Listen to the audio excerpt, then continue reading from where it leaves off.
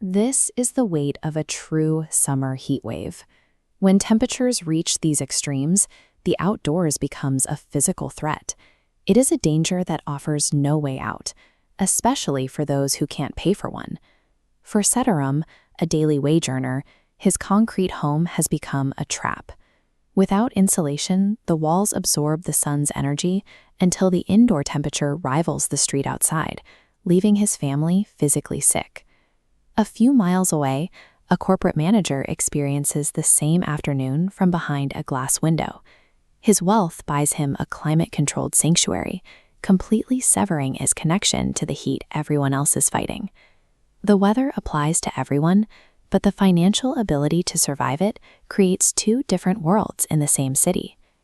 To protect his daughter, Setaram saved 3,000 rupees over 6 months. It is a massive sum for his family, half a year of sacrifice for one machine. At the store, the shopkeeper uses a classic high-pressure tactic to push Setaram to spend more than he has. He points to a 5,000 rupee unit and offers it for 3,500, creating the illusion of a rare bargain. This aggressive discount offloads specific defective units to buyers least likely to fight back. In this transaction, the poorest consumer is forced to absorb the cost of a corporation's manufacturing failures. 20 days after the purchase, the cooler fails, the motor goes silent, and the heat immediately begins to reclaim the house. A technician finds a rotted motor and a leaking tank. The repair bill is 2,000 rupees, a cost nearly as high as the original purchase. This is where the warranty becomes a weapon. Because the breakdown happened on day 20, 5 days past the 15-day limit, the company has no legal obligation to help. Setaram is caught in a loop. The shopkeeper refers him to the manufacturer, and the manufacturer points to the fine print on the receipt, leaving him with a broken machine and no way to fix it. These narrow warranty windows function as legal shields. They protect companies from paying for their own shoddy materials by shifting the entire risk to the buyer.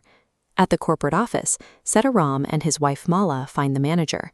He listens with a total lack of concern, treating their life and death struggle as a simple clerical error. He repeats the company line, pay the 2,000 rupees for a motor and use a cheap patch to fix the leaking water tank. Mala decides to make the problem visible. She reaches across the desk and rips the fabric of the manager's expensive branded shirt. Before he can react, she offers to stitch it back together with a rough, visible patch, using the exact same logic the manager applied to their cooler. The manager is outraged. He claims the shirt is ruined, arguing that a visible repair on a luxury item is an insult and that the garment will never be the same. Mala's point is made. If a patched-up shirt is unacceptable for a wealthy executive, why is a patched-up, defective cooler the standard for a family in a heat wave? The outrage of the wealthy exposes the double standard of the market. Corporations expect the poor to accept compromised goods that they themselves would never tolerate. That night, the manager's own luxury air conditioner shuts down. The quiet hum of safety is replaced by the rising heat of the city. The stakes change instantly. Without cooling, his elderly mother begins to struggle, her health declining as the house begins to feel like the concrete oven Setaram lives in. He tries to navigate his own company's repair system, only to find the same delays and excuses he gave Setaram earlier that afternoon. As he watches a manual fan fail to cool his mother, the manager experiences the same specific helplessness he dismissed in his office. The frustration of being ignored by a system you paid to protect you is no longer an abstract concept. His apathy disappeared only when his own wealth failed to protect his family from the environment. The next day, the manager personally delivers a high-quality replacement to Setaram's home. He offers an apology that acknowledges the damage his company's policies caused. For one family, the crisis is over, but most families don't get a personal visit from an executive. Their machines stay broken and their warranties remain expired, regardless of the temperature outside. The cost of a defective product isn't measured in rupees. It's measured in the safety of the people who rely on it.